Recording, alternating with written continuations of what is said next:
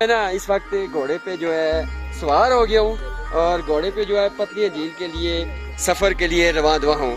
पतली झील के नज़ारे हम आपको करवाएंगे, हमारे साथ रहिएगा। ओ ये बड़ी स्पीड लगा रही है, ये टांगे भी मारती है।